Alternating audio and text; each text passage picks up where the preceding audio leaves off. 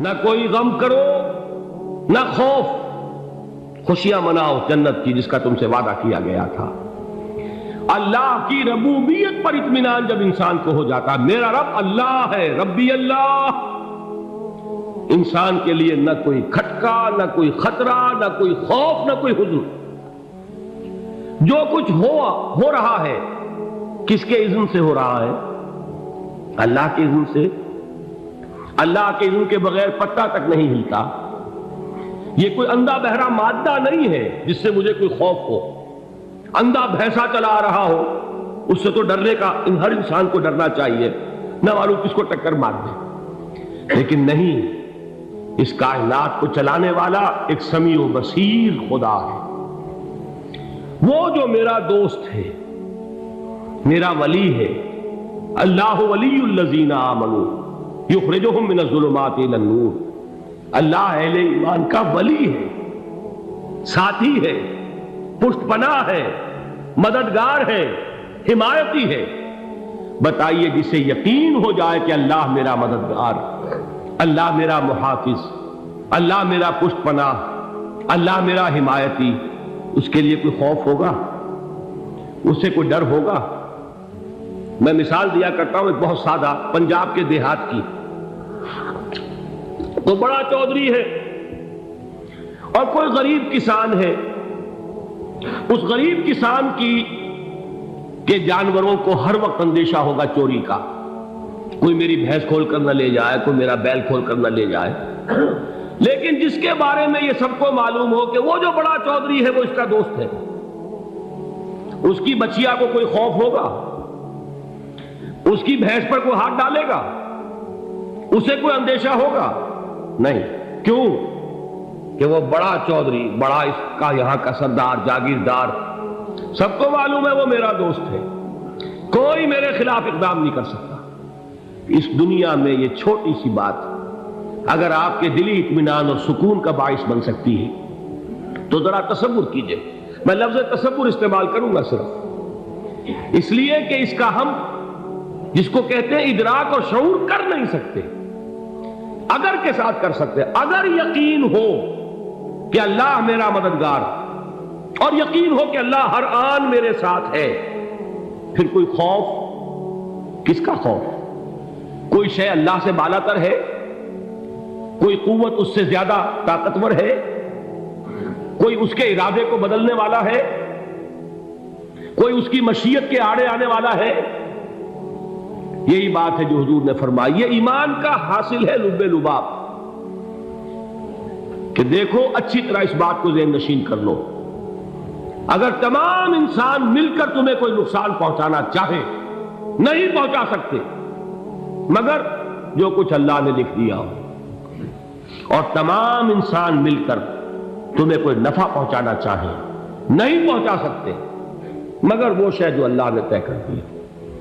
آپ پھر میں کہوں گا ذرا طاری کیجئے، اسے فرض کیجئے، اسے سوچئے۔ اگر اس حدیث پر ہمارا دل ٹھکا ہوا ہو تو کسی سے ڈر ہوگا؟ یہ مجھے نقصان نہ پہنچا دے، یہ میری رپورٹ خراب نہ کر دے، یہ میری انکریمنٹ نہ رکوا دے، یہ میرا یہ نہ بگاڑ دے، یہ میرا یہ نقصان نہ پہنچا دے۔ اس کا ڈر، اس کا ڈر، اس کا خوف، اس کی خوشامد، اس کے لیے جا کر طرح طرح سے اپنی عزت نفس کو ذلیل کروانا اس کے سامنے، یہ سب کچھ کیوں کرتا ہے انسان؟ جب سمجھتا ہے کہ اس کے ہاتھ میں میرا کوئی نفع ہے، اس کے ہاتھ میں میرے لیے کوئی ضرر ہے، یہ مجھے کوئی غضب پہنچا سکتا ہے، یہ مجھے کوئی نقصان پہنچا سکتا ہے، یہ میرا کوئی کام بنا سکتا ہے، یہ میری کوئی ضرورت پوری کر سکتا ہے، اسی کا نام شرک ہے۔ جہاں آپ نے یہ سمجھا کہ غیر اللہ کے اندر کوئی طاقت موجود ہے، وہی شرک ہے۔ بتوں سے تجھ کو امیدیں، خدا سے نو امیدی، مجھے بتا تو صحیح اور کافری کیا ہے؟ شرک تو یہ ہے۔ جس پر بھی تمہیں یہ خیال ہے، کلمہ ہے یہ کلمہ سوم، لا حول ولا قوت الا باللہ، ذرا اس پر دل کو کبھی اگر آپ تصور کریں، پھر فرض کریں، دل ٹھک جائے اس پر، کوئی طاقت نہیں۔ یہی بات تھی جو شیخ عبد القادر جیلانی رحمۃ اللہ علیہ نے اپنی وصیت میں اپنے بچے سے کہی۔ 11ویں دینے والے ہیں، لیکن حضرت شیخ عبد القادر جیلانی کی وصیت اور تعلیمات کو کتنے لوگ ہیں کہ جانتے ہو؟ یہ جن مقامات تک پہنچے ہیں وہ کس چیز کی بدولت پہنچے؟ انہوں نے جو پیغام دیا وہ کیا تھا؟ اے میرے بچے، جس طریقے سے قرآن مجید میں حضرت لقمان کی نصیحتیں جو ہے نقل کر دی گئی ہیں، میں یہ عرض کروں گا بالفرض اگر قرآن حضرت عبد القادر جیلانی کے بعد نازل ہوا ہوتا تو شیخ عبد القادر کی یہ نصیحتیں بھی قرآن میں درج ہوتی۔ اتنی اونچی نصیحتیں ہیں۔ اے میرے بچے، اس حقیقت کو ذہن نشین کر لے، لا فاعل فی الحقیقت ولا مؤثر الا اللہ۔ اس کائنات میں نہ کوئی فاعل حقیقی ہے نہ مؤثر حقیقی ہے سوائے اللہ۔ کسی شے میں کوئی تاثیر نہیں اگر اللہ نہ چاہے۔ آگ جلا نہیں سکتی اگر اللہ نہ چاہے، پانی ڈبو نہیں سکتا اگر اللہ نہ چاہے، زہر ہلاک نہیں کر سکتا اگر اللہ نہ چاہے، کوئی چیز فائدہ نہیں پہنچا سکتی اگر اللہ نہ چاہے۔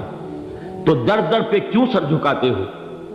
در در پر کیوں جبیں سائی کرتے ہو؟ سب کے سامنے کیوں ہاتھ پھیلاتے ہو؟ ایک اللہ سے مانگو، ایک اللہ کے سامنے زمین پر اپنی جبین رکھو۔ لا فاعل فی الحقیقت ولا مؤثر الا اللہ۔ نظر آتا ہے ہمیں کہ پانی پیاس بجھا دیتا ہے، پیاس بجھانے کی صلاحیت پانی میں نہیں ہے، اللہ کے اذن سے۔ کھانا بھوک مٹا دیتا ہے، بھوک مٹانے کی صلاحیت کھانے میں نہیں ہے، اذن رب میں۔ دیکھیے یہی یقین تھا حضرت موسیٰ علیہ السلام کا واقعہ یاد کیجئے۔ سامنے سمندر آ گیا ہے، قوم دیکھتی ہے پیچھے کہ گرد و غبار کا طوفان، معلوم ہوا کہ فرعون اپنے لشکر سمیت آ گیا۔ لشکر جب چلتا تھا تیز رفتاری کے ساتھ تو گرد و غبار کا جو طوفان اٹھتا تھا اس کا تصور کیجیے، اور لمحہ بلمحہ وہ قریب آ رہا ہے۔ پوری قوم نے کیا کہا؟ اے موسیٰ انا لمدرکون، اے موسیٰ ہم کو پکڑے گئے۔ قرآن مجید نے تو یہاں وہ باتیں نہیں لکھی ہیں، لیکن تورات میں یہ درج ہے کہ بنی اسرائیل جھگڑنے لگے، دست و گریبان ہو گئے موسیٰ کے ساتھ۔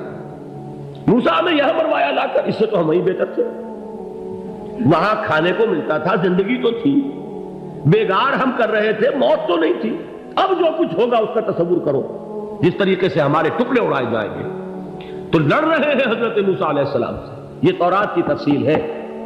قرآن میں صرف اتنا آیا ہے، پریشان ہو کر انہوں نے کہا انا لمدرکون، موسیٰ ہم کو پکڑے گئے۔ اس وقت موسیٰ کا جواب کیا ہے؟ کلا ان معی ربی سیہدین، نہیں، میرے ساتھ میرا رب ہے، وہ راستہ دے گا۔ بتائیے کہاں راستہ نظر آ رہا ہے؟ یہ ہے ایمان بالغیب۔ راستہ نظر نہ آئے تب اللہ پر یقین ایمان ہے۔ جیب میں پیسے ہوں اور تب دل کو اطمینان ہے تو ایمان کس پر ہوا؟ پیسے پر، اللہ پر نہیں۔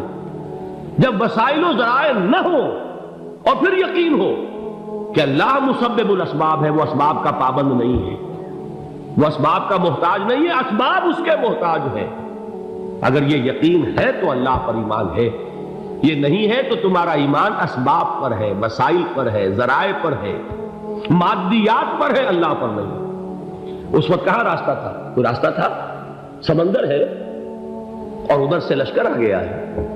کلا ان معی ربی سیہدین۔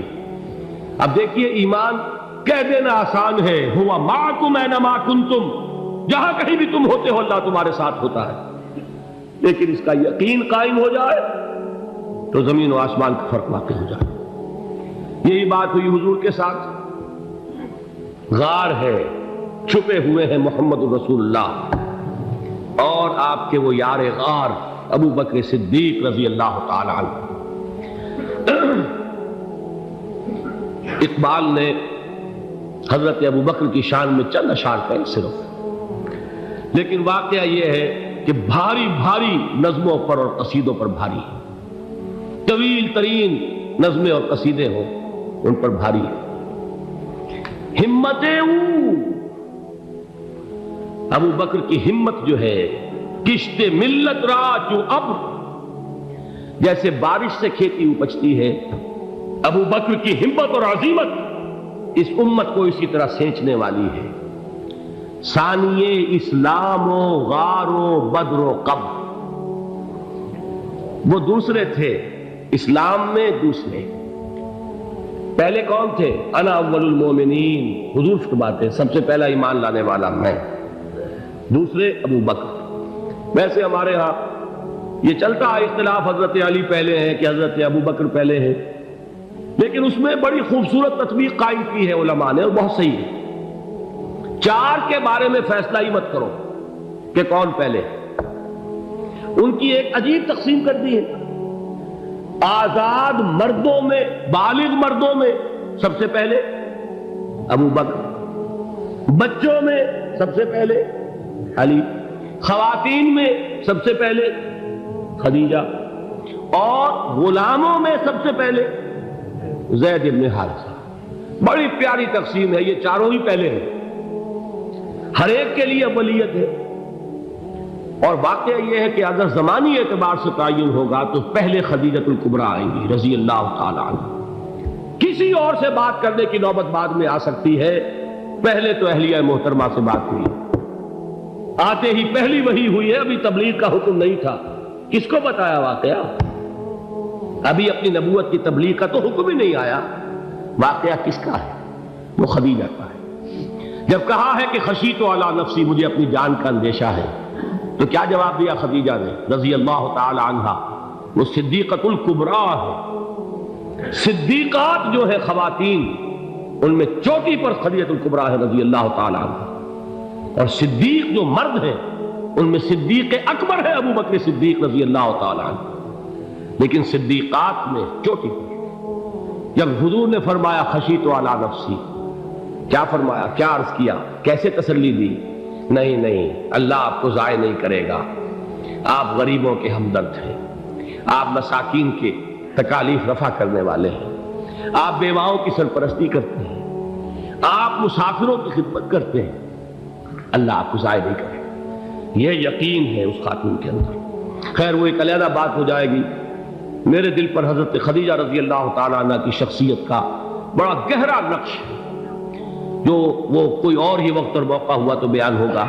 بہرحال اقبال نے ایک مصرے میں جو چار اولیتیں جمع کر دی ہیں، ہمت او کشت امت را چو ابر، ثانی اسلام و غار و بدر و قبر۔ اسلام میں حضور کے بعد پہلے کون؟